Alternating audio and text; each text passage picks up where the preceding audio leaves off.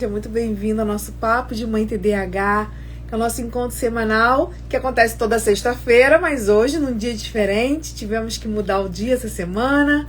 Estamos aqui no sábado, mas o nosso dia, o nosso encontro é toda sexta-feira, 19 horas.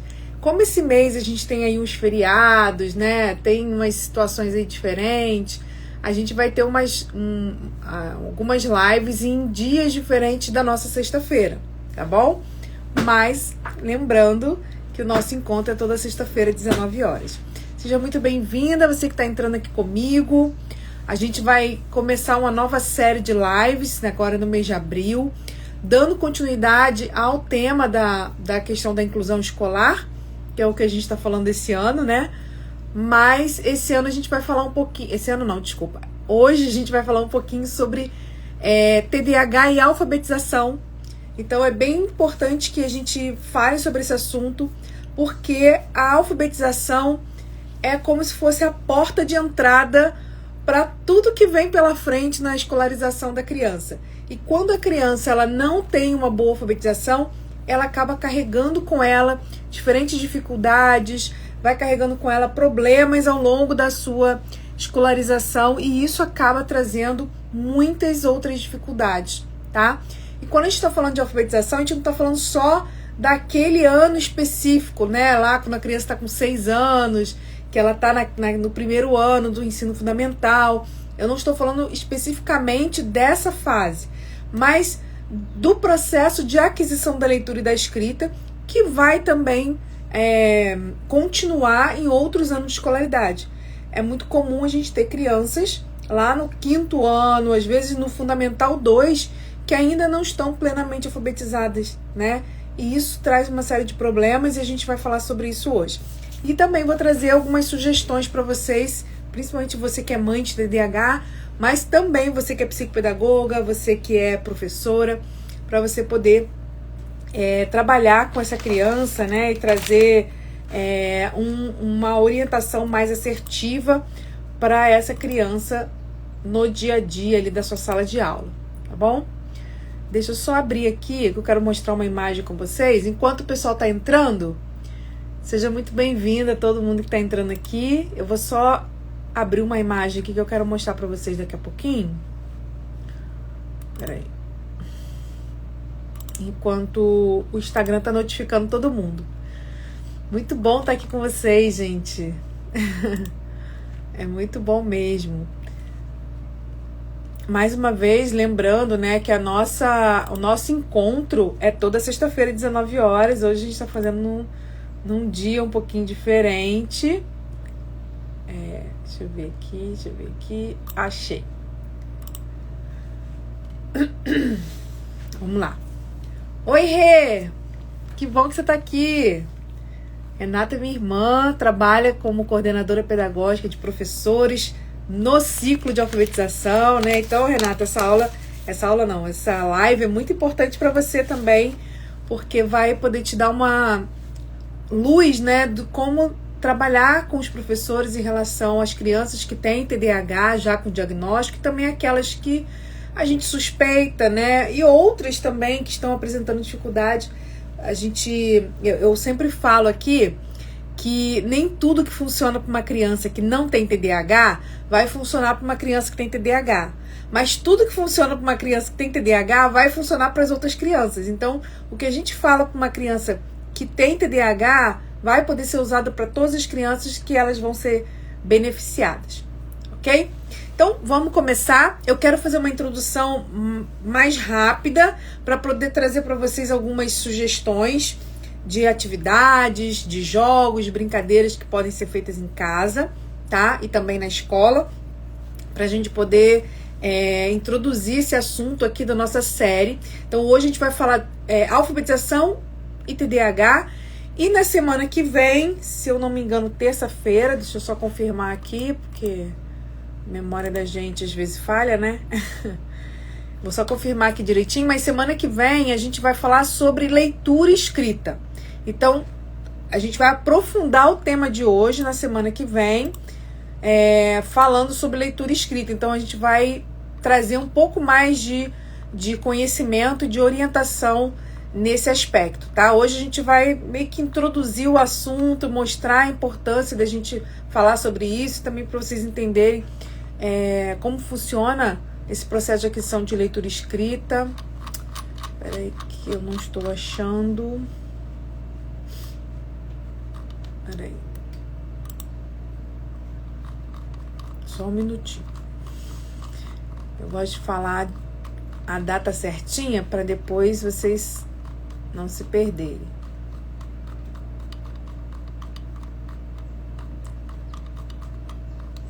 Tá, vamos lá. Então, ó, nós estamos hoje no tema de alfabetização. Na semana que vem, como tem feriado, né? Começa o feriado na sexta-feira. Deixa eu ver se eu mudei a data. Então, a nossa live da semana que vem vai ser dia 15. Dia 15 é terça-feira. Ok? Por que vai ser terça-feira? Por causa do feriadão. Sexta-feira já é sexta-feira santa, né? Então já começa o feriadão na sexta-feira. E aí, pra gente não fazer uma live num dia que muita gente tá com visita em casa, enfim, né? Tá se mobilizando aí por conta de um feriadão que vai pegar, né? Muitas cidades até a segunda-feira, mas quem é do estado do Rio de Janeiro vai até quarta-feira, feriadão. Então a gente vai fazer na semana que vem, na terça-feira, a gente vai falar sobre dicas para você ajudar o seu filho a melhorar a leitura escrita, tá? Melhorar a leitura escrita da criança com TDAH. E na outra semana, no dia 22, a gente encerra o mês de abril falando sobre a matemática, né? Como ajudar a criança com TDAH a melhorar na matemática. Então a gente vai fechar o mês de abril todo falando sobre esses aspectos bem específicos aí da aprendizagem. Então vamos lá, vamos seguir aqui. Deixa eu deixar aqui a imagem para a gente não se perder.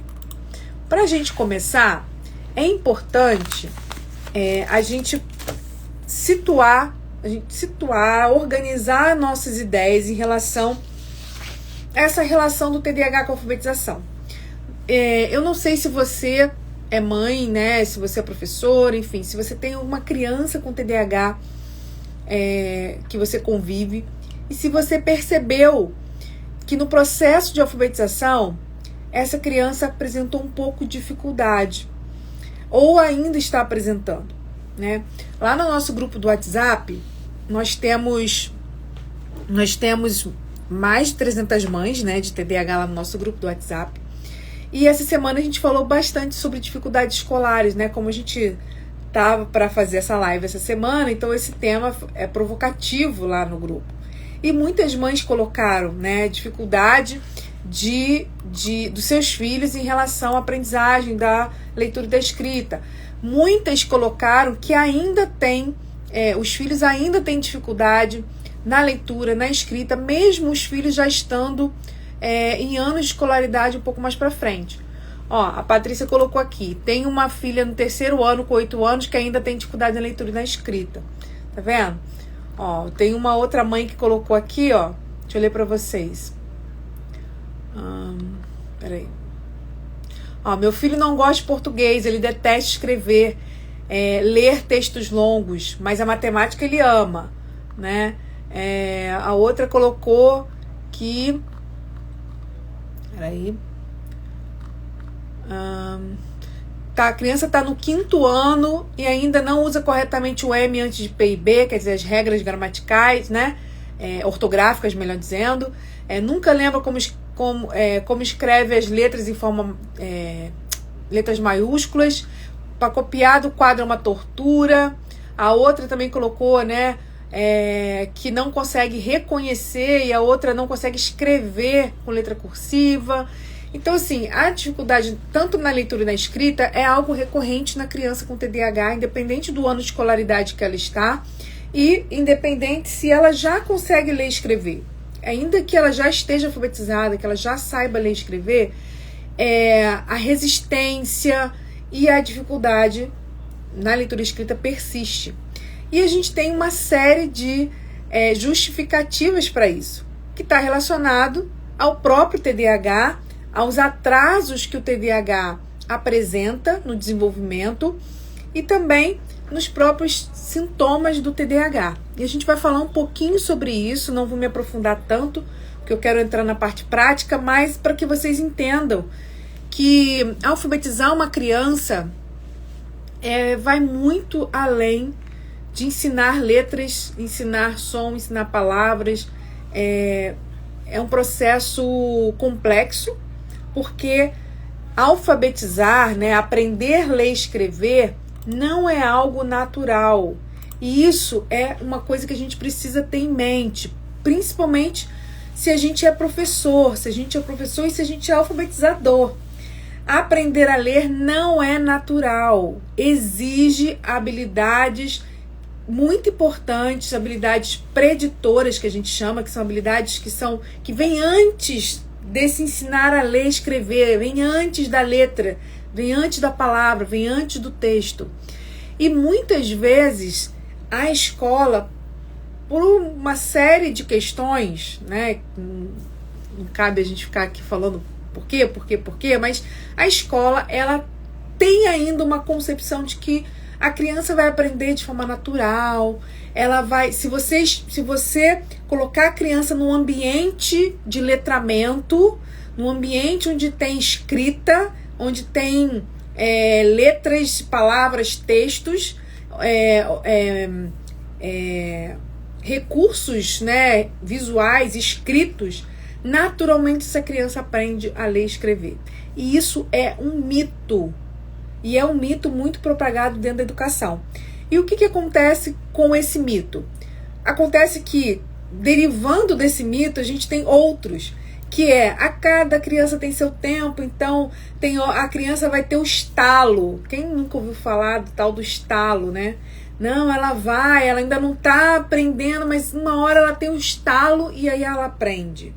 E aí, não, deixa ela fazer uma escrita espontânea, porque na escrita espontânea ela vai aprendendo a escrever, e aí daqui a pouco ela está escrevendo.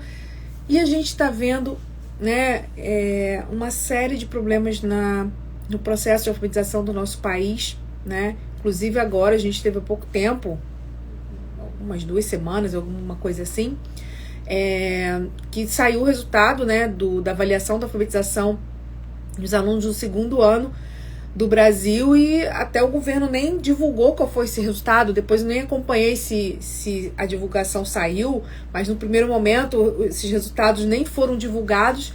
E a gente acredita, né, que quando um resultado não é divulgado, é porque provavelmente ele não foi positivo, né? Porque se tivesse sido positivo, né, qualquer um ia querer mostrar que está tudo bem, que as coisas estão funcionando. E nós temos um problema sério no nosso país relacionado à alfabetização, né? Que, infelizmente, muitas práticas de alfabetização não são baseadas em evidência. E a gente tem uma enxurrada de crianças, e eu não estou falando só de escola pública, estou falando de uma forma geral, crianças que não conseguem aprender a ler e escrever, ou mesmo que tenham aprendido a ler e escrever, que não avançam nesse processo, não se tornam proficientes nesse processo, né? Vão passando de ano para ano, chegando às vezes até no ensino médio, se formando até no ensino médio, carregando uma série de dificuldades, problemas nessa leitura e na escrita, tá? E aí, quando a gente pensa que crianças com TDAH têm muito mais chance de ter também associado um transtorno de aprendizagem, como a dislexia, como a descalculia, como a desortografia, a gente tem que ter atenção redobrada, né? Por quê?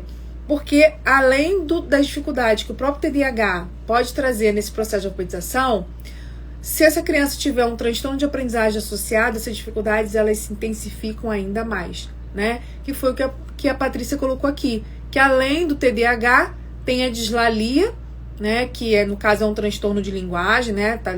Não é um transtorno de aprendizagem, mas tem a dislexia. Então, esses 3 transtornos juntos potencializam muito a dificuldade da criança. E a gente precisa pensar estratégias específicas para essa criança aprender. Porque, da forma que geralmente é estruturado o processo de alfabetização na maioria das escolas do Brasil, na grande maioria das escolas do Brasil, a criança ela não consegue aprender. E não é porque ela tem um impeditivo cognitivo. Não, mas é porque a forma como está sendo ensinada não é a forma como essa criança aprende, tá? Deixa eu ver aqui.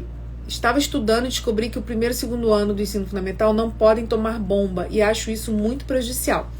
Então, Patrícia, o que acontece? Na nossa lei federal, tá? A nossa lei federal, que é do Ministério da Educação, a gente não tem lei que diga que obrigatoriamente os alunos do primeiro e segundo ano não podem ser reprovados, tá? Até um tempo atrás era primeiro, segundo e terceiro ano. Agora eles baixaram para primeiro e segundo ano. Então não está ali definido. Tanto é que não está definido que a gente tem escolas públicas em alguns lugares e principalmente escolas privadas que reprovam no primeiro ano. Ok? Porque se fosse uma lei federal, nenhuma escola, seja pública ou privada, poderia reprovar no primeiro ano. Toda a legislação recomenda que não haja reprovação. Por quê? Porque se entende, tá, que o processo de alfabetização ele é um ciclo e não um ano específico. Até um tempo atrás o ciclo era de 3 anos, então ia até o terceiro ano, e agora o ciclo é composto pelo primeiro e segundo ano. Então, se é um ciclo de alfabetização, a recomendação, né, é que não tenha uma interrupção desse ciclo, que a criança vá para o segundo ano, dando continuidade ao seu processo de alfabetização, e aí sim, no final do segundo ano, haja a retenção, caso ela não tenha atingido os objetivos, tá? E aí, a gente tem uma série de problemas em relação a isso, que a gente tem visto, né? E a partir dessa recomendação, muitas escolas, muitos municípios, muitos estados também, municípios, criaram as suas legislações próprias. E nas legislações próprias, porque cada município tem o seu sistema de ensino, né? Definiram ali que não pode reprovar no primeiro e segundo ano, porque compõe um ciclo de alfabetização.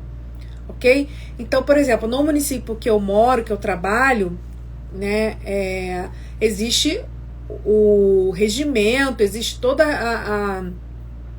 a legislação que estrutura, né, os anos de escolaridade aqui no meu município, que diz que o ciclo de alfabetização, que agora é composto do primeiro e segundo ano, não pode haver reprovação do primeiro para o segundo, e que apenas no segundo ano, do segundo para o terceiro, tá? Mas isso é específico do meu município e da grande maioria dos municípios. Mas isso não é uma lei federal, ok? É uma recomendação, uma concepção que se tem de que o ciclo de alfabetização é um ciclo mais amplo. Eu vou falar até por que isso acontece já, tá? Mas, assim, a gente tem uma série de problemas em relação a isso. Por quê? Porque se estrutura o ciclo, mas na prática se trabalha como se fosse seriação. E aí o que acontece? Primeiro ano e segundo ano não tem continuidade na prática, que deveria ter continuidade dos objetivos, mas na prática não. Na prática, o primeiro ano é estanque do segundo. E aí, se a criança não atingiu aquele objetivo no primeiro ano, o segundo ano começa como se ela já tivesse atingido aqueles objetivos. Não começa da onde ela parou. Começa da onde se espera que uma criança do segundo ano esteja. Aí fica essa lacuna, que numa criança com TDAH, essa lacuna ela é muito recorrente e ela é muito intensa por conta de diferentes dificuldades, né? E a alfabetização é um período onde muitas vezes a escola começa a identificar sinais de que a criança pode ter algum transtorno, né? Por quê? Porque ela não está acompanhando o processo, ela não está conseguindo desenvolver o seu processo de alfabetização. Então, muitos professores começam a desconfiar, olha, tem alguma coisa aqui, tem alguma coisa aqui. Então, muitas crianças são encaminhadas para avaliação porque não estão conseguindo se alfabetizar, né? Algumas realmente porque tem algum tipo de dificuldade, né, e precisam de uma atenção diferenciada, mas muitas crianças elas não conseguem se alfabetizar, não é porque elas têm algum transtorno ou alguma dificuldade de aprendizagem, mas por uma dificuldade de ensinagem. Isso é algo que a gente precisa discutir muito sobre isso no Brasil, a dificuldade que nós, professores, eu vou falar nós porque eu também sou professora, né? Não estou atuando em sala de aula, mas sou professora, que nós temos no processo de ensinagem, em especial quando a gente está falando de alfabetização. É uma lacuna, é um déficit, é um problema crônico do nosso país, tá? E aí, quando eu falo problema crônico do nosso país, é escola pública, escola privada, ok? E aí, por que o TDAH, então, tem tantas questões relacionadas à alfabetização? Eu vou falar para vocês algumas dificuldades, mas eu vou falar de duas coisas que crianças com TDAH muitas vezes têm associado ao transtorno, tá? Não é sintoma direto do TDAH, mas são déficits, atrasos que a criança com TDAH costuma apresentar associado ao TDAH, que é a questão do atraso motor, atraso no controle motor, e aí a gente envolve tanto coordenação motora ampla quanto coordenação motora fina, e também crianças com TDAH têm 2 a 7 vezes mais chance de apresentar atraso na linguagem.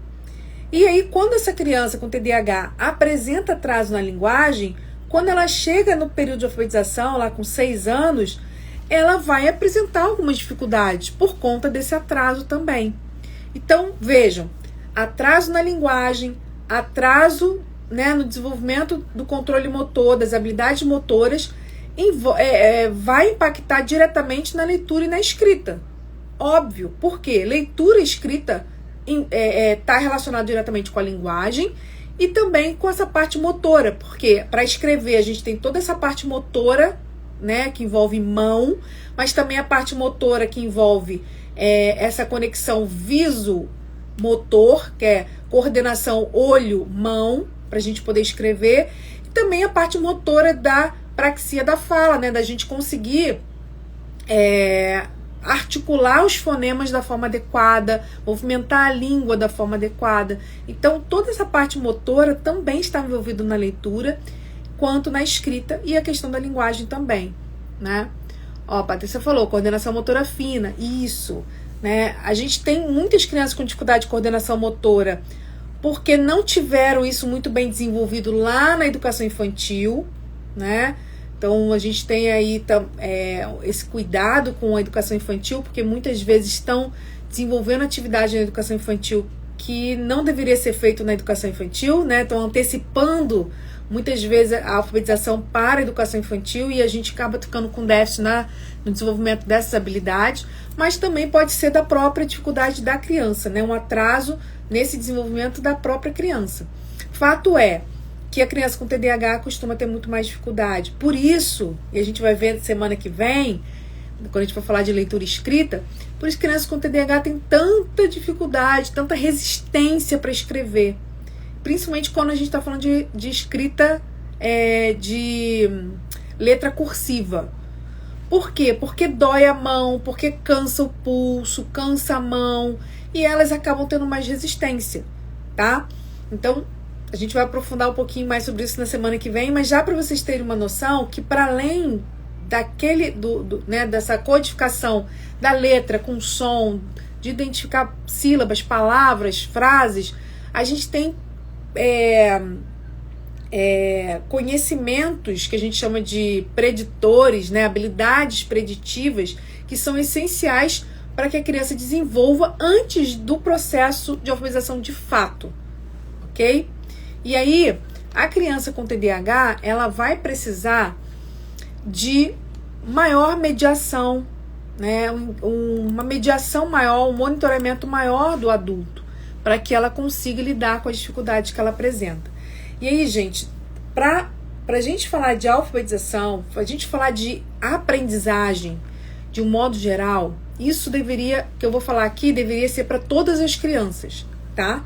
Mas quando a gente está falando de crianças com transtorno, seja TDAH, seja deficiência intelectual, dislexia, TEA, quando a gente fala de criança no processo de alfabetização, a regra é a mesma. Mas em especial, crianças com algum tipo de transtorno ou deficiência, essa regra ela é inegociável. Que é a gente trabalhar o ensino, né, esse processo de ensino-aprendizagem, com uma abordagem pedagógica de ensino explícito. Eu tenho até uns posts no meu Instagram que eu falo sobre isso, tenho vídeo no meu YouTube também que eu falo sobre isso, né, do ensino explícito, ou instrução explícita, ou ensino direto, ou instrução direta, né, às vezes pode usar com esse nome. E o que seria esse ensino explícito?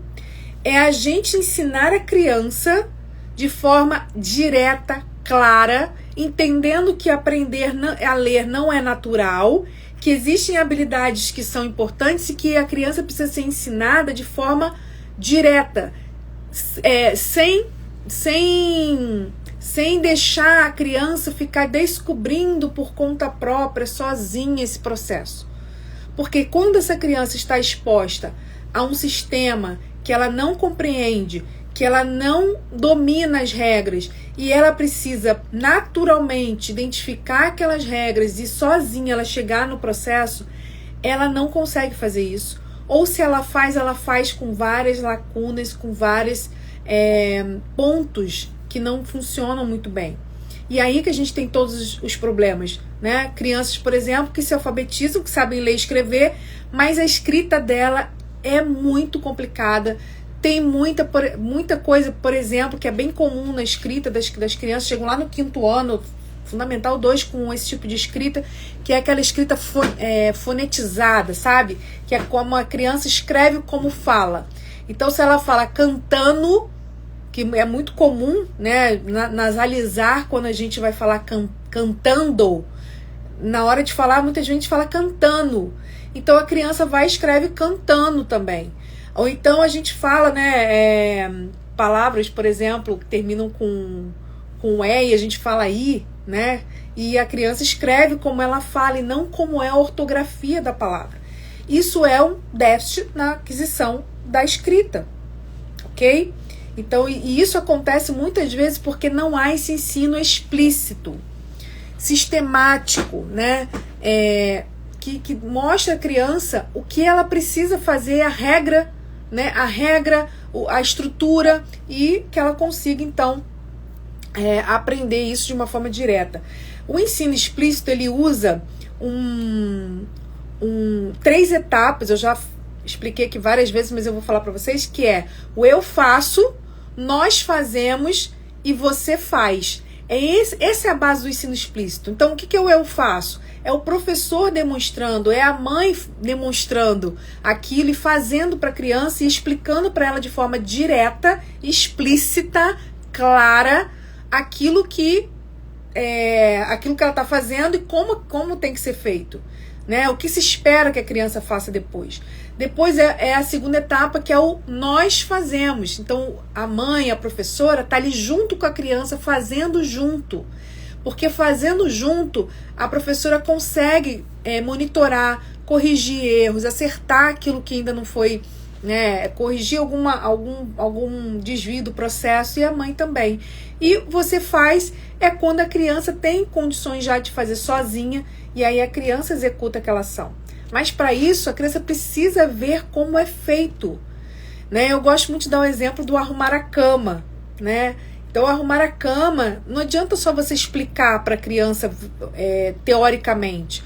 No primeiro estágio do treinamento, a mãe vai estar fazendo ali. A criança vai estar observando e a mãe vai estar fazendo. Olha, faça assim, estica o lençol assim, bota, né, a colcha ali por cima assim. Vai explicando para a criança e mostrando para ela. Isso a mãe vai fazer algumas vezes para essa criança.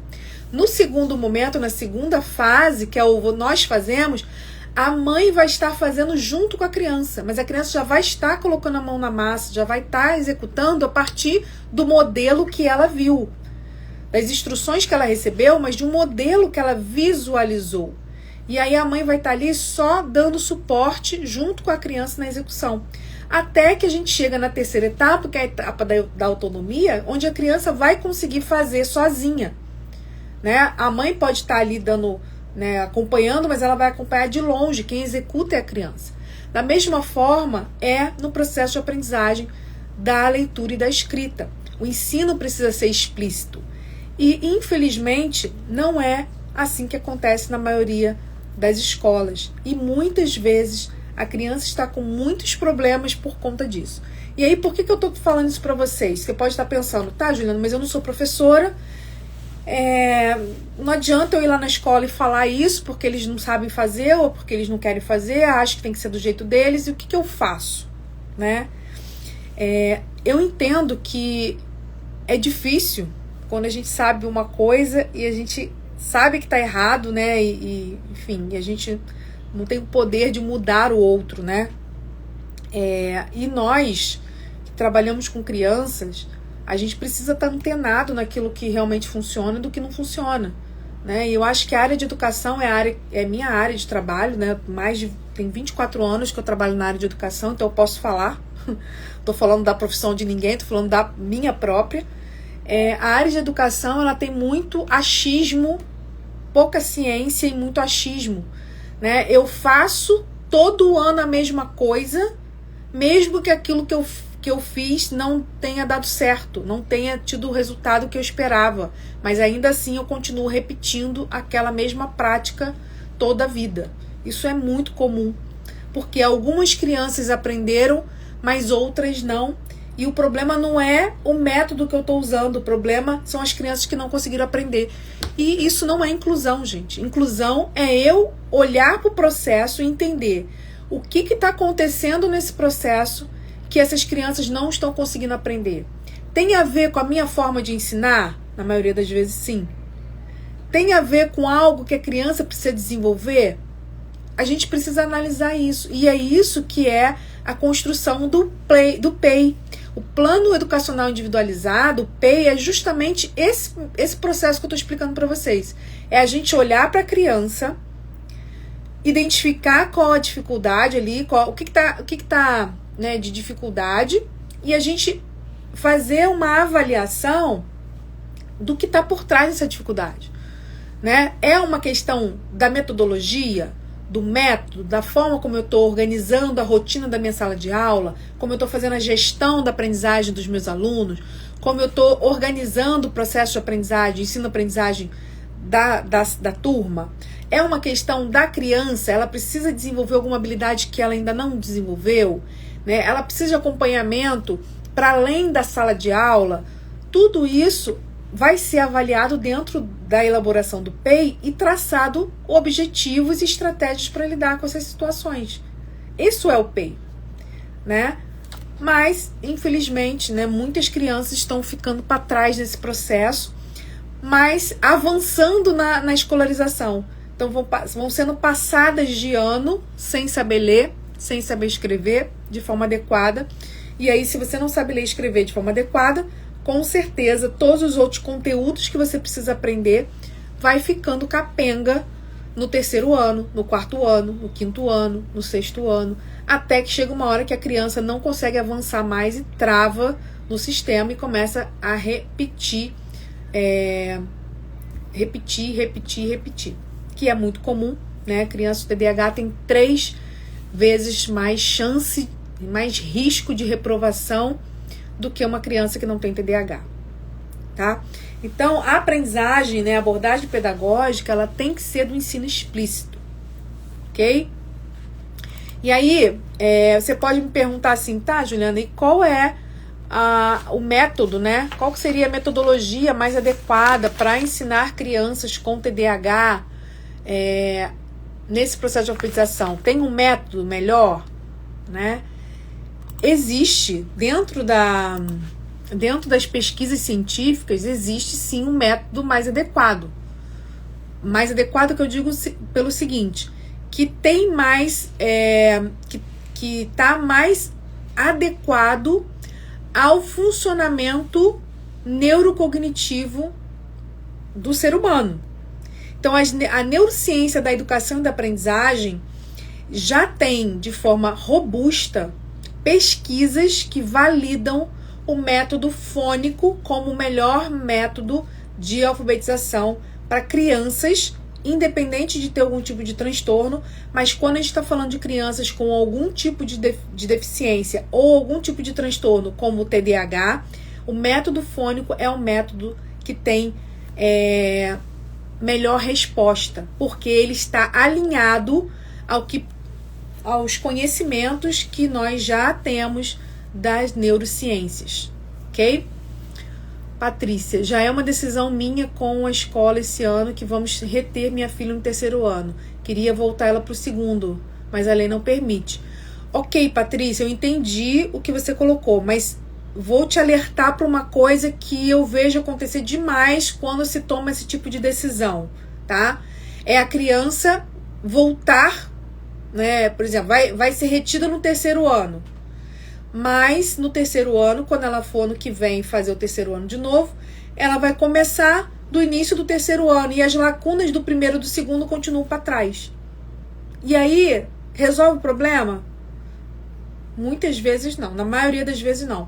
Pode até ser que, dependendo da dificuldade que seu filho, sua filha, né, tem, pode ser até que ela consiga ali, com alguma ajuda, recuperar o tempo perdido e avançar. Mas na maioria das vezes, tanto você aprovar a criança sem ela ter as habilidades básicas, né, o conhecimento básico, é problema, porque ela vai, no caso, né, ela vai para o 4º ano sem ter conhecimento básico de leitura e escrita. Como é que ela vai avançar do 4º ano?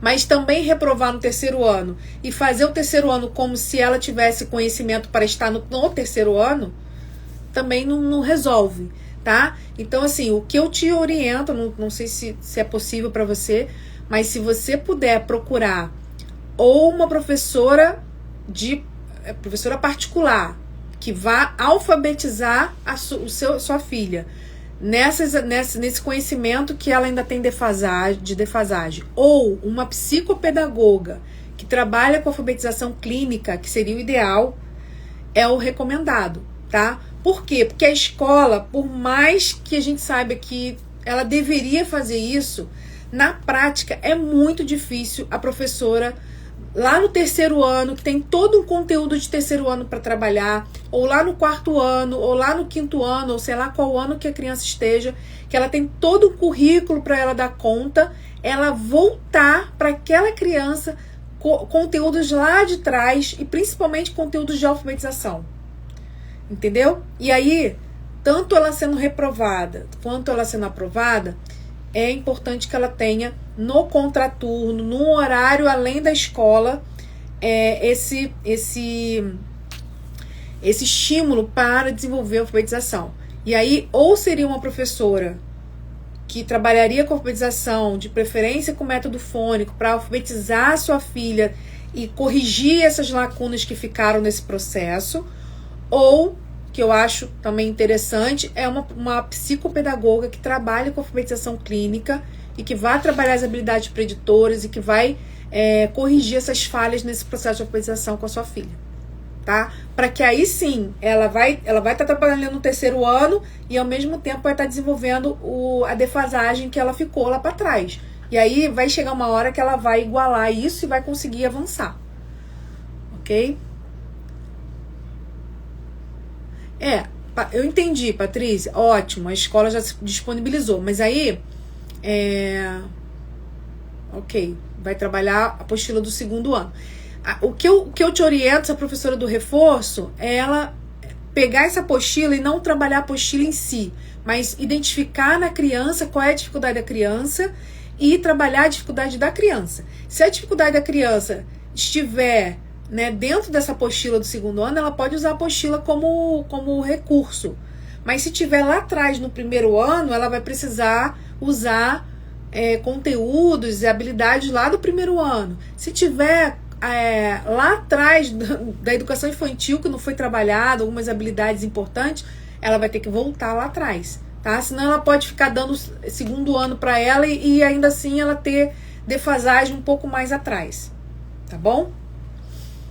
Então vamos lá. Oi, Ana, seja bem-vinda. Obrigada. Então vamos pensar aqui, e aí eu vou trazer uma imagem aqui para vocês, só para vocês terem uma noção mais ou menos do que eu tô falando aqui para Patrícia. E aí, por que você, mãe, precisa saber isso? Primeiro porque você precisa entender o processo, não é porque você vai ser a professora da sua filha, não. Nem do seu filho. Você é mãe. Mãe vai ensinar ali, vai estar junto, vai estar orientando no processo, né, de aprendizagem, no dever de casa, vai ajudar? Vai. Até porque hoje a gente tem muito acesso, né, a conhecimentos que vocês podem aprender para ajudar a estimular a criança em casa. E quanto mais você puder estimular, melhor, né? Mas não é a ideia que você vire a professora da sua filha nem do seu filho. Mas entendendo isso, você vai conseguir entender onde está o problema e procurar a ajuda necessária. Algumas dessas ajudas vão vir deveriam vir da própria escola, mas outras você vai precisar buscar fora da escola, tá? Então deixa eu mostrar aqui uma imagem para vocês rapidinho, que é só para ilustrar aqui o que eu falei com a Patrícia, da gente buscar onde está a falha, onde está o problema, porque pode não estar no segundo ano, como é o caso dela, né? Pode estar lá no primeiro, pode estar lá atrás, pode estar em habilidades preditoras que não foram desenvolvidas. Então deixa eu mostrar aqui para vocês. Olha aqui. Essa imagem aqui é só para vocês entenderem o seguinte. Toda entrada de informação, né? Tudo que vai entrando, e aí a gente vai fazer o recorte aqui da leitura e da escrita, da alfabetização. Então tá entrando aqui toda a instrução, e vamos pensar que é uma instrução explícita, né? Que é aquela instrução direta, que é objetiva. Tá entrando a informação aqui no cérebro, né? Através dos diversos sentidos. Essa informação ela é processada no cérebro e ela sai em forma de resposta, tá? Então, por exemplo, a criança ela é exposta a uma palavra, essa palavra ela é captada pela visão, né, a escrita da palavra, o cérebro processa todas as informações, as letras que vão entrando, né, pela visão, organiza a ordem das letras, cada letra tem de fonema associado e tudo mais, processa essas informações e dá a saída, que é ou a escrita dessa palavra que ela leu, né, que ela viu ali, ou a própria leitura daquela palavra, né, falar em voz alta ali, né, ler aquela palavra. Então isso é a saída. O que muitas vezes acontece? A criança está com uma saída que não está legal. Então ela está com uma leitura com dificuldades, ela está com uma escrita com dificuldade. E quando a gente só olha para a saída, a gente fica treinando leitura e escrita na criança. Então a gente fica pegando a criança, botando a criança para ler, escrever. A gente fica só focando aqui. Ok? Quando muitas vezes o problema está na entrada ou no processamento. Ok? Por exemplo, crianças com dislexia. Ela pode ter problemas na entrada? Sim, mas o que está pegando na dislexia é o processamento da informação. Por isso que a leitura de uma criança com dislexia é uma leitura com problemas. Porque o processamento das informações não está sendo feito da forma adequada. Por isso que a gente tem que cuidar muito da entrada. E como é que a informação entra, né? Vai entrar pelos sentidos. Mas ela vai entrar pelos sentidos, mas ela vai ser selecionada para ser processada a partir da percepção, que aí é onde entra a informação pelos sentidos, e esses sentidos, essas informações, né? Elas vão ser processadas a partir da nossa atenção. Então vamos lá, gente. Se a gente está falando com uma criança com TDAH, a gente está falando com uma criança que já tem o problema, né, lá das leituras e da escrita, já está aqui na entrada. Por quê? Porque a gente sabe que crianças com TDAH têm uma instabilidade atencional, tem déficit na atenção. Se essa entrada não estiver sendo feita da forma adequada, com estratégias eficientes, a entrada já vai ser complicada, já vai ser fragmentada. E aí, se há uma entrada de informações fragmentadas, o processamento vai ser adequado? Não.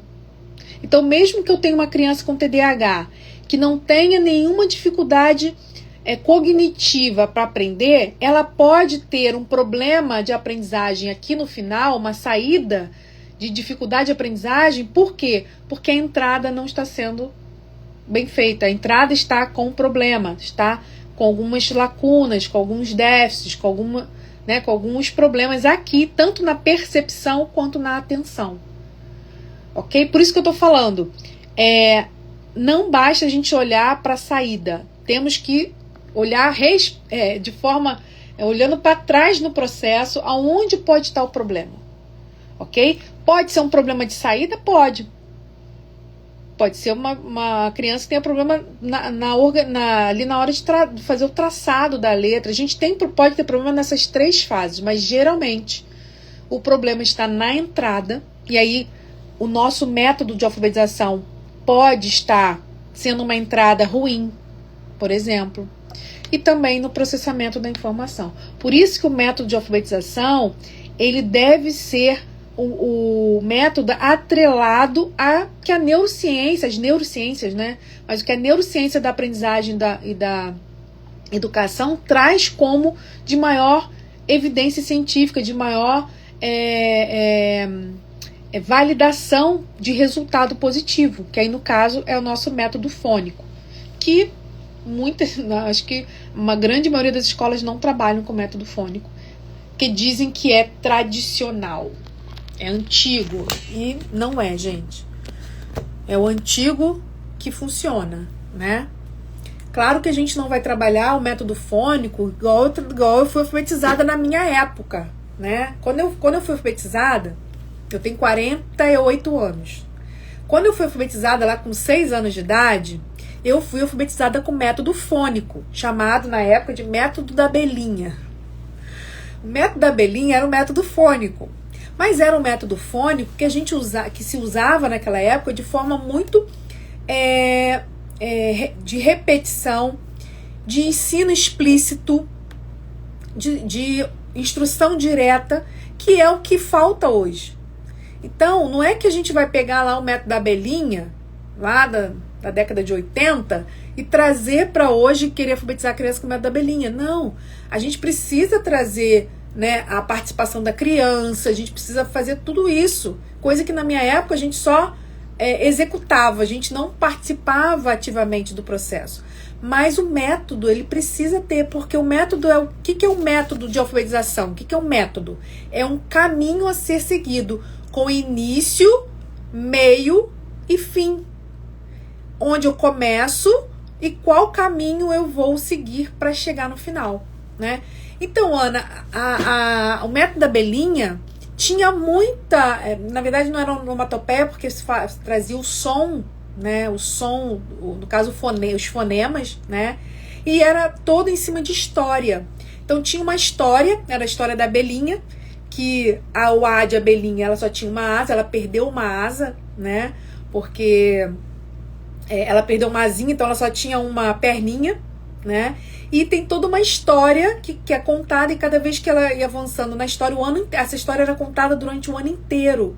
E cada parte da história introduzia um personagem que era de uma letra. Então tinha o E da escovinha, tinha o I do índio, então tinha os personagens, o de óculos, então tinha a musiquinha também de cada... Então tinha a musiquinha da abelhinha, tinha a musiquinha da escovinha, tinha todas as músicas e a história, que ficava o ano inteiro contando essa história até chegar no final do ano, onde se solucionava, porque na verdade a abelhinha estava buscando a outra asa dela. E aí, né, dando final da história, né, a letra A, ela só tem uma perninha, só que como é que ela consegue fazer a outra perninha dela? Quando ela se junta com uma outra letra. E aí ela consegue fazer aquela que aí é a letra cursiva, né? Na letra cursiva você tem a letra A, mas aqui você junta com uma outra letra quando você vai dar as mãozinhas, né? As letras dão as mãozinhas. Então, assim, é muito legal você trabalhar essa história. Então, a gente ficava um ano inteiro esperando a outra parte da história. Tinha música, tinha fonema. E é uma forma de você também trabalhar esse ano, hoje em dia. Você pode trabalhar, claro, né, de uma forma mais moderna, tudo mais, mas tinha isso, né? Então, eu tinha até, Ana, se eu achar, eu até te mando o livro com a história, porque minha mãe foi alfabetizadora do método Abelhinha há muitos anos, né? Então eu brinco até que eu fui alfabetizada várias vezes, porque muitas vezes eu estava lá na sala dela, né? Então, assim, e o que se trabalhava naquela época? Eu converso muito com ela hoje em dia sobre isso. Exatamente as habilidades que hoje, muitas vezes, o professor não trabalha. E, gente, eu tô falando isso, não é criticando o professor, nem falando mal da escola, não é isso. Eu trabalho em escola, eu fui coordenadora de ciclo de alfabetização durante muitos anos, porque era a minha maior paixão trabalhar com alfabetização. E eu sempre trabalhava com essa ideia, trazia essa ideia, gente, nós não podemos retirar o método. Ainda que a gente trabalhe com concepções mais modernas, concepções mais socioconstrutivistas, socio-interacionista, ainda que a gente trabalhe com essas concepções, o método fônico, ele é essencial, tá? E aí, gente, vamos entrar aqui rapidinho, que a gente já falou pra caramba, e a gente vai continuar falando de leitura escrita na terça-feira, na nossa próxima live. Eu vou só mostrar pra vocês alguns jogos que vocês, professor, né, pode trabalhar na sala de aula com a criança, e também você em casa pode gamificar o conteúdo de leitura escrita para que a criança com TDAH se sinta mais motivada para participar, para interagir, para fazer atividade, para desenvolver essas habilidades que são tão importantes. A nossa live, infelizmente, não é uma live para, né, ensinar como se alfabetiza, porque não é esse o objetivo, mas tem algumas coisas que a gente pode fazer em casa para ajudar, ok? E aí, gente, eu vou mostrar aqui um monte de coisas. O que é a ideia? Que você pegue a ideia e você possa construir isso em casa com o seu filho, fazer em casa com o seu filho. E, além disso, eu vou dar aqui para quem tá aqui na nossa live e depois me mandar uma mensagem no direct, falar assim, Juliana, eu quero. Vou lá no meu direct falar, eu quero. Eu vou enviar para você 3 PDFs, 3 arquivos com 3 jogos que eu vou mostrar aqui. Eu vou mostrar vários, mas eu vou selecionar 3 jogos para mandar para vocês, que você vai poder imprimir e usar com seu filho em casa para ajudar nesse processo de leitura, processo de alfabetização, tá? Os outros que eu vou mostrar, você pode servir de inspiração e você construir o seu, ok? Então vamos lá, ó. Primeiro que eu vou mostrar para vocês, vai trabalhar muito essa questão da atenção, né? Para a criança conseguir captar todas as informações.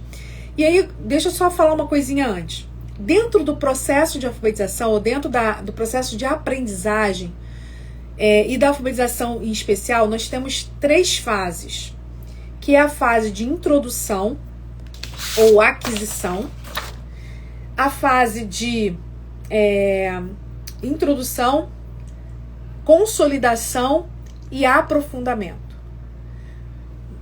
Na ideia do ciclo seria, primeiro ano, fazer a aquisição. Então, você teria que terminar o primeiro ano com o processo de alfabetização de leitura escrita já completo, só que você iria consolidar no segundo ano e aprofundar no terceiro. Infelizmente, na prática, isso não acontece, né?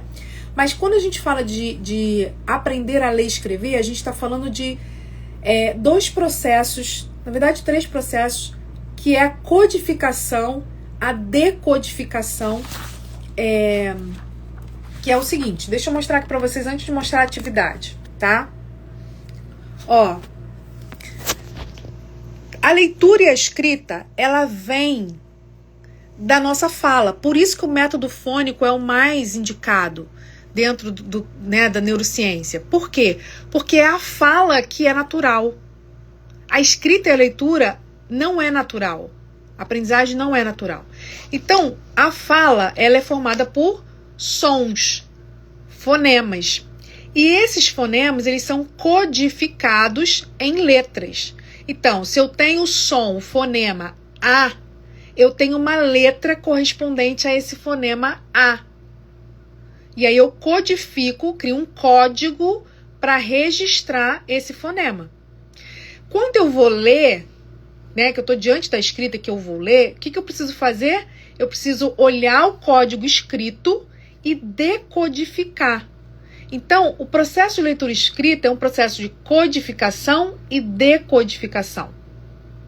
Então, se eu estou lendo aqui um texto para vocês, se vocês têm que escrever, o que vocês vão ter que fazer? Vocês vão ter que ouvir o que eu estou falando e transformar esse som que vocês estão ouvindo num código escrito. Então, vocês vão codificar na escrita. Agora, se eu mostro um texto para vocês, uma palavra, você vai ter que decodificar cada código desse e transformar isso em leitura. São dois processos diferentes, complexos e que se articulam. Por isso que eu tenho crianças que conseguem ler, né, e não conseguem escrever. Ok? Porque a criança ela vai conseguir fazer esse processo de decodificação, mas muitas vezes ela tem dificuldade de fazer o processo de codificação, ou vice-versa. Tá? São dois processos diferentes. Eita, apareceu uma coisinha aqui, peraí. Vamos lá. Então, a gente precisa saber disso para mostrar as atividades, porque as atividades vão pegar esse processo de codificação e decodificação, tá? Então, vamos lá. Uma aqui trabalha exatamente essa codificação e decodificação. Só que, antes da gente trabalhar letra, som e letra, letra e som, a gente pode trabalhar com imagens.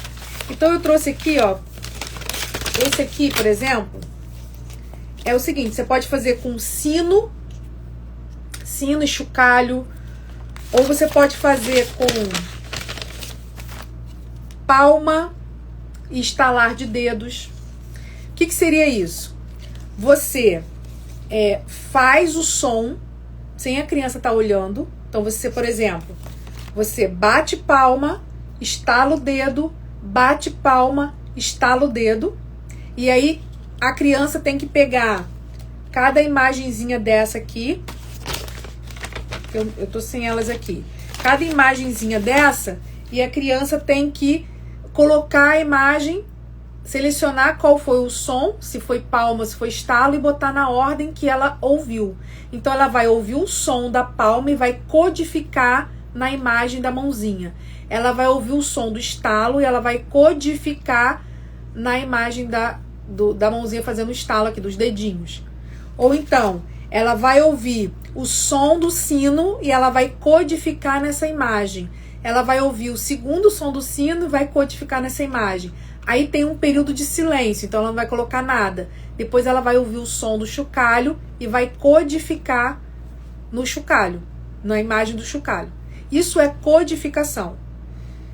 Você pode fazer a mesma coisa com palavras que já tem, com palavras, que aí você já vai trabalhando o som, né, dos fonemas. Então, por exemplo, você fala mão, pão, pão, mão, mão. A criança tem que ouvir o som e fazer a diferença, perceber que existe o som da mão e o som do pão.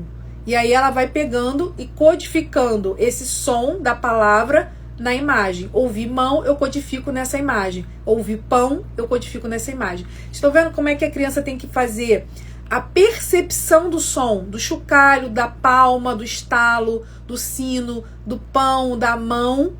Ela tem que perceber esse som, então ela tem que ter atenção, perceber, discriminar qual é o som e depois ela codificar numa imagem. Isso é escrita. Só que aqui é uma escrita imagética, né? Não é uma escrita com letras. Você pode fazer o contrário. Você pode, por exemplo, dar essa imagem, dar essa fichinha para a criança e pedir para que ela decodifique em som. Então, se ela está vendo aqui esse código, ela vai ter que decodificar. Então, ela vai ter que bater palma, falar a palavra mão, pão, pão, mão, mão. Ou ela vai ter que pegar, mexer o chocalho, fazer o som do chocalho, fazer o som do sino, fazer o som do sino. Isso aqui é leitura. Só que é uma leitura de imagens. Ok? Treinou essa percepção, essa discriminação, treinou isso com a criança, a gente pode começar a entrar nas letras, né, e nos fonemas. Ok? Entende porque muitas vezes a criança tem dificuldade lá atrás? Porque ela não foi trabalhada nessa habilidade de perceber, discriminar sons. Se ela não percebe e não discrimina auditivamente, como que ela vai codificar alguma coisa? Se ela não percebe e não discrimina visualmente, como ela vai decodificar alguma coisa? Então, quando ela for olhar para a letra B e para a letra D de máquina, né? Letra B, letra D, que é a mesma letra, só que uma virada para um lado, outra virada para o outro, aí o que vai acontecer? Ela não vai discriminar e aí ela vai trocar letras. Ou ela vai escrever invertido, espelhado, né? E aí a Ana falou aqui que é a base da aprendizagem. A base forte do sucesso no futuro, exatamente. É a nossa capacidade de ter uma atenção auditiva, atenção visual, aprender a ouvir. A gente está treinando a criança a direcionar a atenção dela para aquilo que é importante. Por quê? Porque a gente está sendo bombardeado de estímulos o tempo todo. Os nossos sentidos estão captando muitas informações na nossa memória, sensorial. Agora, a nossa memória sensorial precisa, através da atenção, selecionar. Deixa eu colocar a imagem aqui para vocês verem que eu estudei, inclusive fiz uma aula hoje, estudei sobre isso hoje.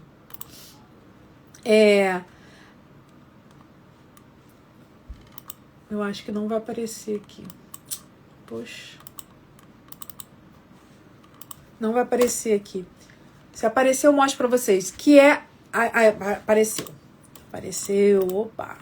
Que ótimo. Deixa eu ver se eu consigo aumentar aqui pra vocês. Que foi exatamente a aula que eu vi hoje.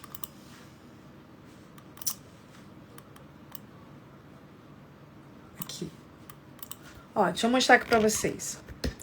Que tem a ver com o que a Ana falou, que é o essencial pra gente. Olha, vamos imaginar que isso aqui, todos esses pontinhos verdes aqui, sejam as informações que entram no nosso canal sensorial, tá? Deixa eu puxar um pouquinho pra cá, porque já vai estar escrito. Ó, nosso canal sensorial são todas essas informações que entram. E isso aqui faz parte da nossa memória sensorial. Só que o que acontece? Nosso sistema do cérebro, ele não dá conta de processar todas essas informações sensoriais. Frio, calor, barulho, tudo ao mesmo tempo está entrando nos nossos sentidos. Tato, audição, paladar, propriocepção, a própria nossa questão tátil, sinestésica, está entrando tudo aqui.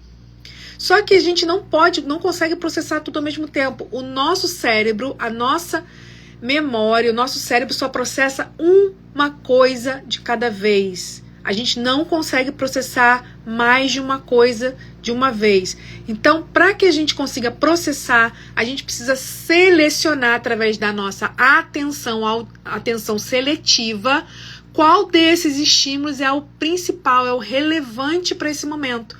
E isso, gente, é a maior dificuldade do TDAH. Diante de todos os estímulos que ele está tendo, internos e externos, ele conseguir selecionar aquilo que é prioridade e inibir todos os outros.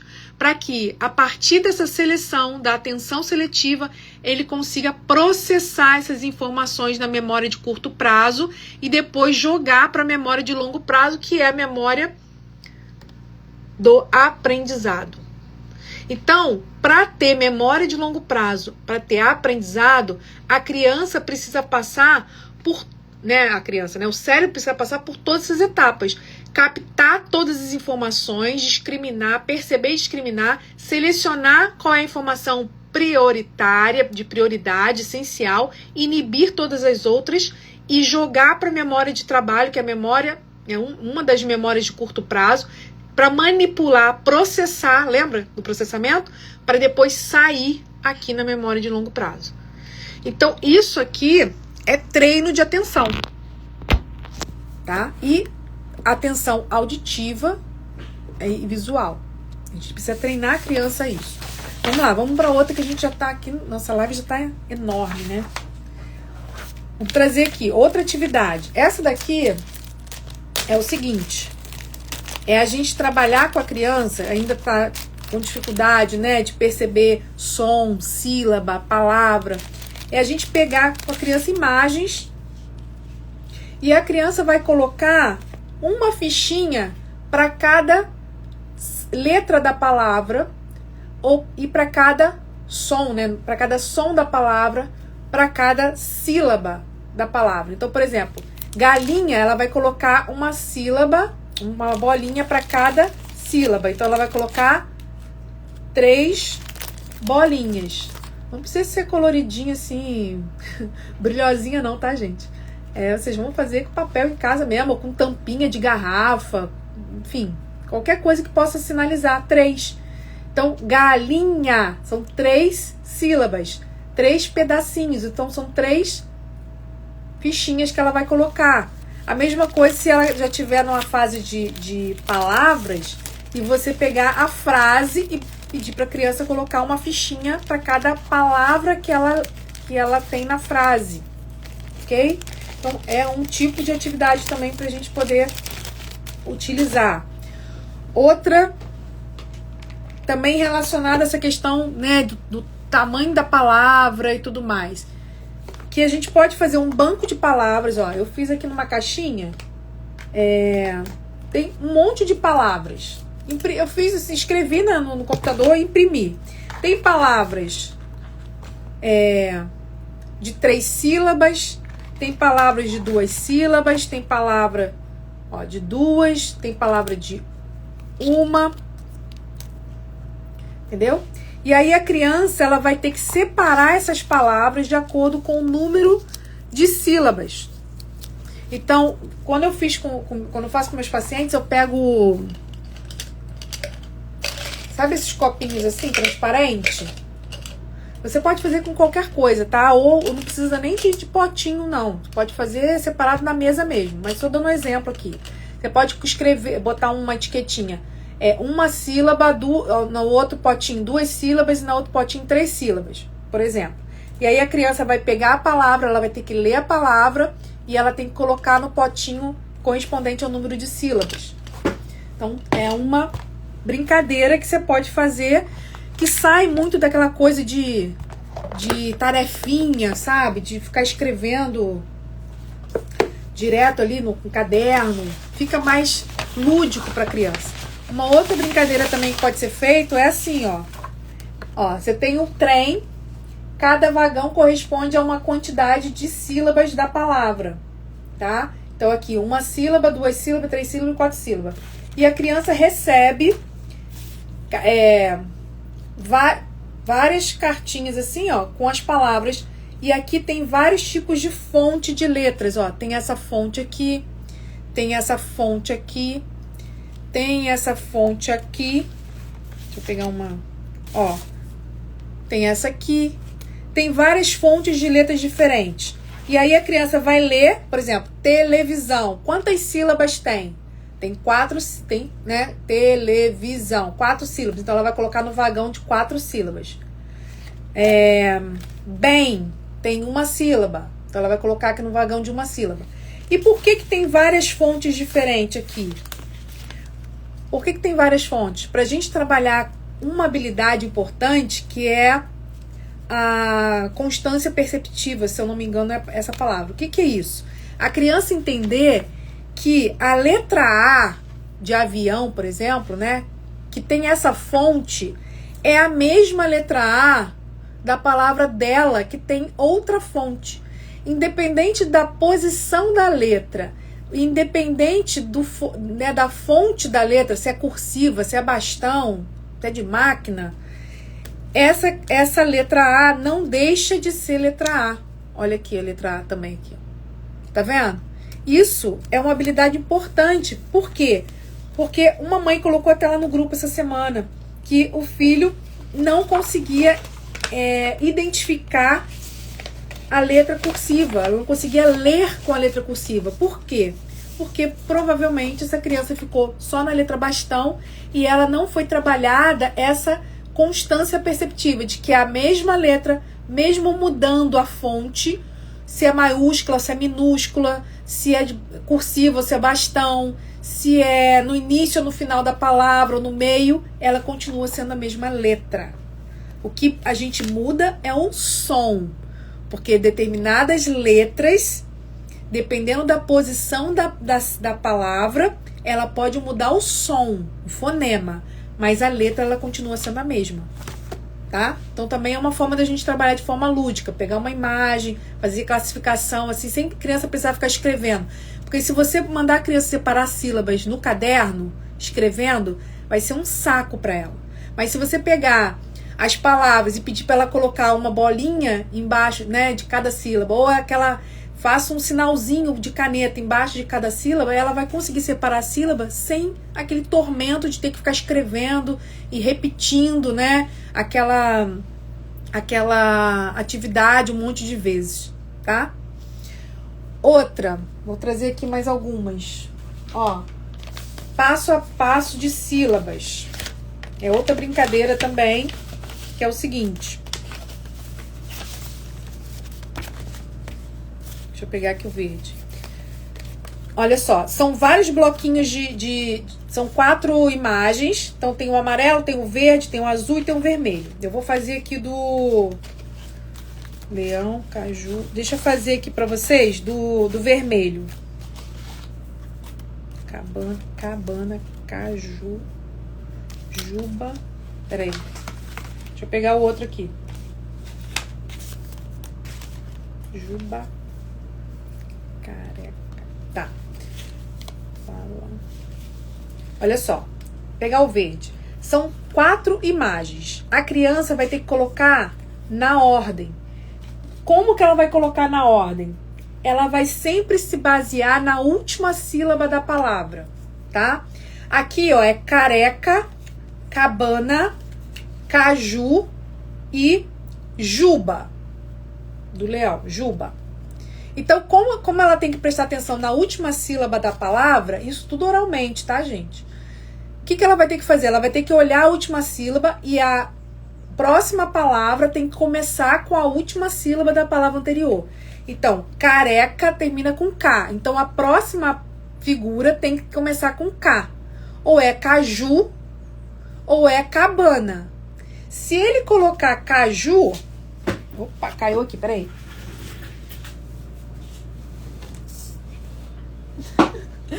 Voltei. Ao vivo é assim mesmo. Se a criança colocar caju, tá certo? Tá. Mas aí o que vai vir depois? Ju, termina com ju, então o próximo vai ser juba. O juba termina com ba. Então a próxima imagem teria que ser uma palavra que começa com ba. Só que a figura que sobrou é cabana, começa com K. Então, essa combinação aqui não está correta. Por quê? Porque senão sobra uma figurinha. E aí a criança vai ter que fazer de novo. Então ela vai, ao invés de caju, vai ter que ser cabana. Cabana. Entende? E aí ela vai montando, não é cabana, é outra palavra. Então, essas figuras, elas vai organizando, no caso, o certo seria assim, tá? Eu comecei com a palavra errada.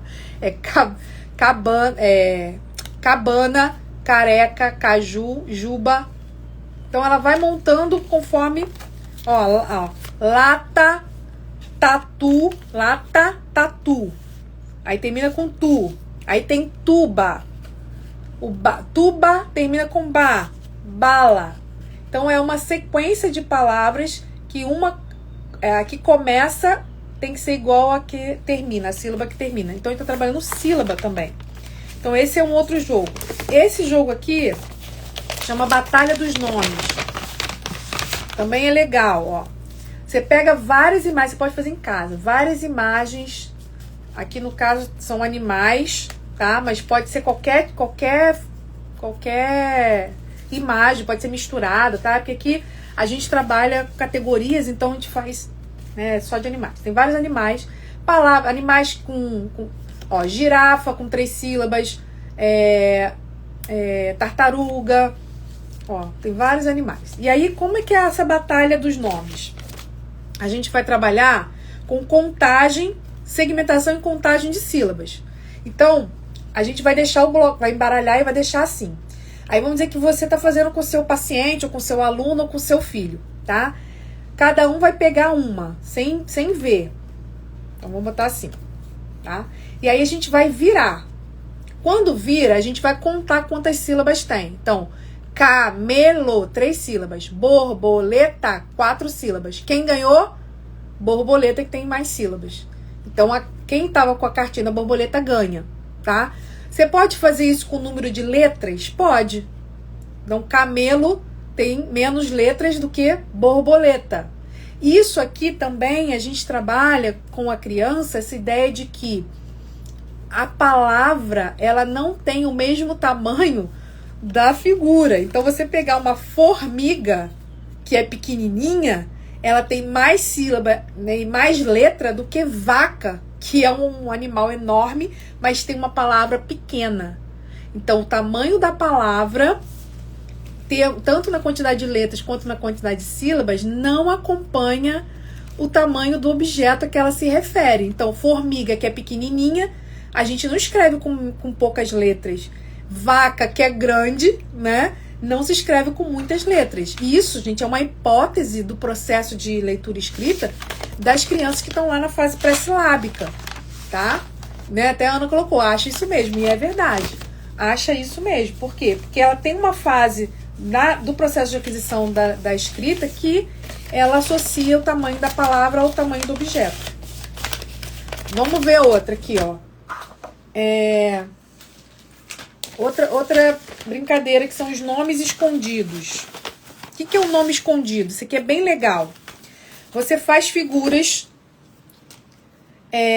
Então, 2 tipos de figuras. As figuras de amarelo e as figuras em azul. Na figura em amarelo, são palavras que dentro da palavra... Deixa eu pegar uma azul aqui para mostrar para vocês. Espera aí. Sapato. Ó.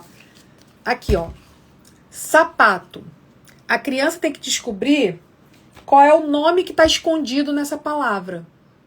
E aí, ela vai descobrir, no caso, que é a palavra pato. Que sapato tem a palavra pato escondida. Ok? Deixa eu ver outra aqui. Ó, na palavra seriema, tem uma outra palavra escondida, que é ema. Então, ela vai fazer análise da palavra, análise da sílaba. Ela vai tirar, né, a primeira sílaba para ver o que sobra. Ela vai tirar um pedacinho, vai tirar outro, até ela descobrir qual é a palavra que está escondida no meio da outra. Tá? Ó, olha essa aqui. Deixa eu pegar aqui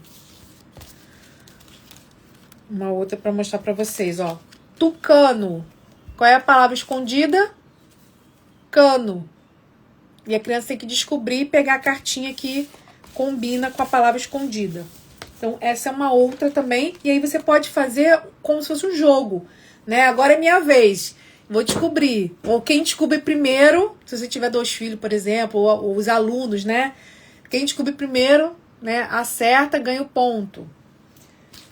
Esse joguinho aqui é um joguinho bem legal também, que também é de manipulação de sílabas, que é o seguinte. Deixa eu abrir aqui para mostrar para vocês.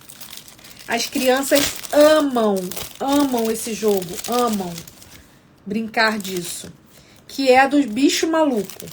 O que é o bicho maluco? Você vai ter várias cartinhas de animais que você vai cortar no meio. Peraí. Ó, a ovelha, por exemplo, tá vendo? E você vai cortar no meio, tá? Deixa eu pegar outro aqui. Ovelha. Ó, tubarão. Você vai cortar no meio, tá? E a criança, ela vai fazer combinações. Ela vai pegar a cara de um animal e botar o corpo de outro animal. Com isso, ela vai pegar uma parte da palavra desse animal e vai juntar com a outra. Então, ela vai criar um animal diferente. Então, aqui no caso, ele pode fazer, ao invés de falar tubarão e ovelha, ele vai falar tubarelha, que é as sílabas iniciais da palavra tubarão com as sílabas finais da palavra ovelha. Deixa eu pegar outro aqui. Deixa eu ver. Ó, jacaré e o tubarão, e o corpo do tubarão. Oh, meu Deus. Aí vira um jacarão. Sei lá. Um jacarão. Ó, a Ana perguntou aqui, como que a gente ganha esses jogos? Então, Ana, como eu falei, manda uma mensagem no direct assim que acabar a nossa live. Manda uma mensagem pra mim. Eu quero, lá no meu direct, que eu vou mandar pra você 3 arquivos. 3 desses jogos que eu tô mostrando pra vocês, eu vou mandar pra vocês no direct. Tá bom? E aqui, ó, essa aqui é a palavra secreta. Esse aqui é um joguinho que eu comprei, mas dá pra fazer em casa também. O que é a palavra secreta? É também assim, ó. Aqui, tá vendo? A palavra secreta a gente vai descobrir tirando o zoura de tesoura. Então, se a gente tirar o zoura, sobra o T. T. E o AB de abelha. Então, abelha. Então, telha. Então, a palavra secreta é o T com o lhá de abelha. Então, vira abelha. Vamos ver outro aqui. Ó, palavra secreta. E aí tem um joguinho, tá? Você tira... Gente, isso aqui a gente brincava tanto quando eu era criança. Naqueles revistinhas de passatempo. Tem muito isso. Aquele passatempo picolé, que é infantil. Compra isso pro filho de vocês. Tem muita brincadeira, caça-palavras, muita coisa que trabalha exatamente isso aqui. Então, você tira o fó do garfo. Então fica só o gar. E você tira o gi da girafa. Então fica Rafa. Rafa.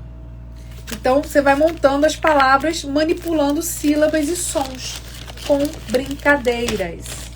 E aí isso também vai ajudando a criança. Deixa eu pegar os últimos aqui. Ó, bingo de letras. Faz as cartelinhas. Isso aqui eu lembro muito eu lembro da minha alfabetização. Eu fazia muito essas atividades quando eu era da minha alfabetização. Ó, é a mesma. O final é igual. Ó, ola. Só que se você trocar essa letra aqui, muda a palavra. Então, cola, bola e mola terminam igual, mas começa com a letra diferente. Então você pode fazer um bingo, ou você pode até montar e pedir para a criança colocar a letra certinha ali, né? Para ela poder conseguir fazer. Deixa eu ver aqui. Ó, trinca mágica também é um outro jogo que você vai colocando assim, ó. Você recebe várias cartinhas de várias cartinhas e aí, ó, leão termina com ão. Então a próxima palavra tem que começar com ão. Avião. E aí a próxima... Aliás, minto, gente. Isso aqui não é pra... Né, começa não. É a rima. Leão, avião, mamão. Então essa trinca mágica de rima. Que termina... Também tem que terminar nos outros como rima. Essa aqui também é de palavra por dentro da palavra, ó. Luva. Tem escondido aqui a palavra uva. Que eu já mostrei pra vocês. E essa aqui também... Batalha de palavras, que é... Como eu falei, né? Você pega as imagens e aí pato e pé. Qual que é a maior? Qual que tem mais sílabas? Esse tem mais sílabas, então eu ganhei. Ou qual que tem mais letras? Esse tem mais letras, eu ganhei. Ok? É a batalha de letras. Eu acho que é isso. Deixa eu ver esse aqui. Esse aqui eu não mostrei, não. Esse aqui eu não mostrei. São os últimos, tá? Pra gente poder encerrar, senão essa live não vai acabar nunca. O nome desse jogo aqui é Descubra o Invasor. Gente, é muito legal. Ó, você vai fazer essas cartinhas aqui com 4 imagens, tá? Descubra o Invasor é o seguinte. A criança vai ter que descobrir qual é a figura invasora. E qual é a figura invasora? É a figura que não começa com a mesma sílaba. Então, ó, peteca, peixe, pera e... acho que é cereja, né?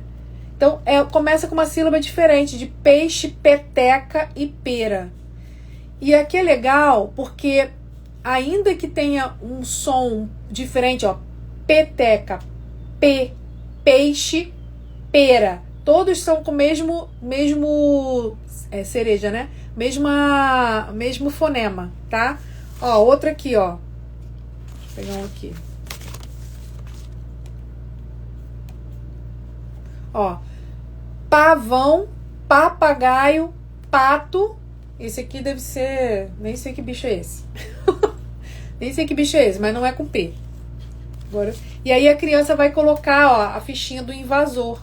Qual é o invasor da figura, tá? Que é que não começa com a mesma letra. E você pode variar criando jogos de invasor de não começar com a mesma sílaba, né? No caso é a mesma sílaba, não começar com a mesma letra, não terminar com a mesma sílaba. Você pode criar variações desse do invasor. Esse aqui é o de rima. Ó, deixa eu pegar aqui pra mostrar pra vocês. É um jogo de rima. É ema. É ema, gente? Será? Achei ele tão... tão... Deixa eu pegar aqui. Borboleta.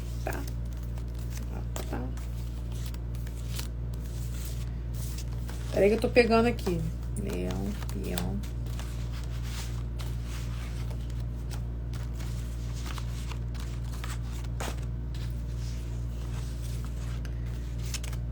Peraí. Deixa eu achar aqui o que combina pra...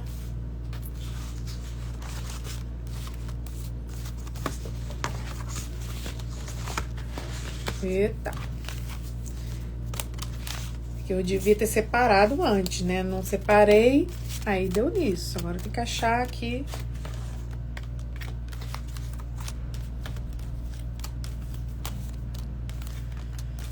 Vou mostrar com dois, porque eu não tô, tá, as figuras estão misturadas aqui, eu não vou conseguir achar todas. Ó, qual o exemplo, tá? A criança recebe uma fichinha dessa, tem um animal aqui, ou uma figura, e ela tem que procurar, no meio de várias figuras, quais são as 3 que rimam com essa palavra. No caso, leão, ela vai ter que procurar figuras que terminam com ão. Então, no caso, peão, avião. Então, ela vai procurar, ó, panela. Então, ela vai procurar 3 figuras que terminam com... que rimam, né? Panela, que termina com ela, no caso, né? Pra rimar. Ok? Eu não tô achando aqui as palavrinhas. Já, ó.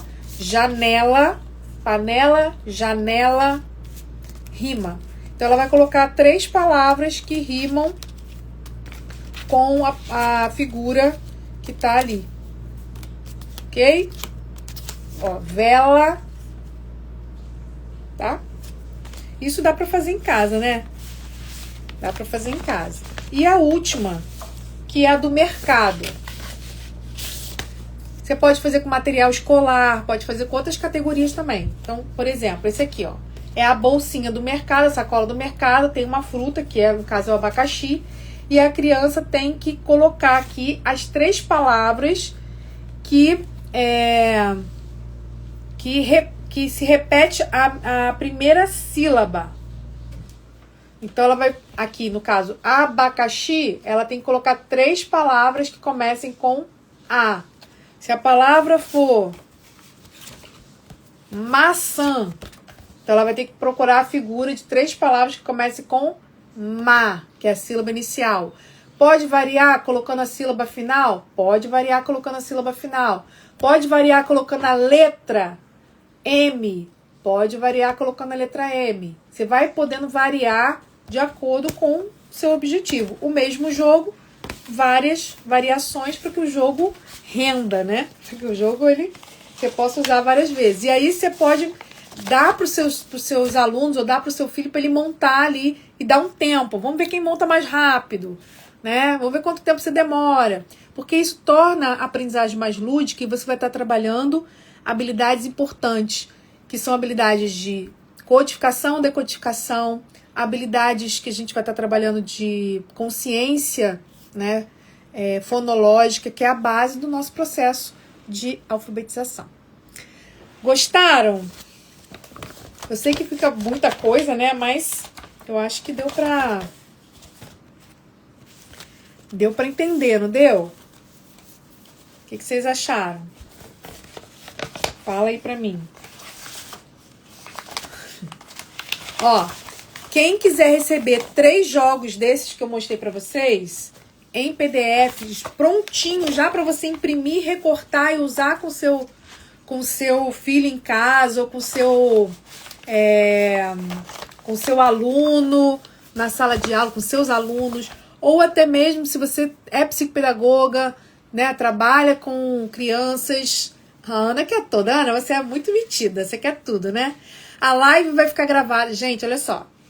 Eu fiz um combinado com as mães de que a minha live ela fica gravada somente por uma semana.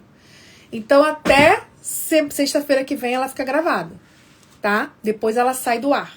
Porque ela vai para... O que acontece? Nós vamos abrir inscrições logo para mentoria para as mães, mentoria de rotina de estudo para as mães de TDAH. E todas as minhas lives vão estar disponíveis lá na plataforma para as mães que vão participar da mentoria. Então, a gente tem as lives aqui, vocês têm uma semana para poder assistir, mas depois ela sai do ar e fica só para as mães da mentoria. E todos esses materiais que eu mostrei aqui, quem me mandar um direct vai receber 3. Mas quem for participar da mentoria vai receber todos esses PDFs aqui. Todos. Para poder ter um arsenal de material para trabalhar em casa com o seu filho. Tá bom? Ok? Bom, né? Que aí você já pode só imprimir e usar. E aqueles que você achar que pode ter uma variação, você já tem o PDF, é só você criar, né, outras possibilidades. Ok? Lembrando, nossa próxima live vai ser terça-feira. A gente vai falar sobre leitura escrita. Ana, pelo amor de Deus, né? A Ana, a rainha da mentoria de estudo, falando que precisa da mentoria.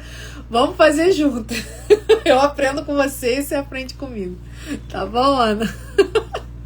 E olha, gente, a mentoria de estudo é para mães de TDAH, ok? Mães de crianças com TDAH que querem aprender a fazer, né? Aprender a desenvolver uma mentoria, uma rotina de estudo eficiente, estratégica e eficiente para o seu filho em casa, tá?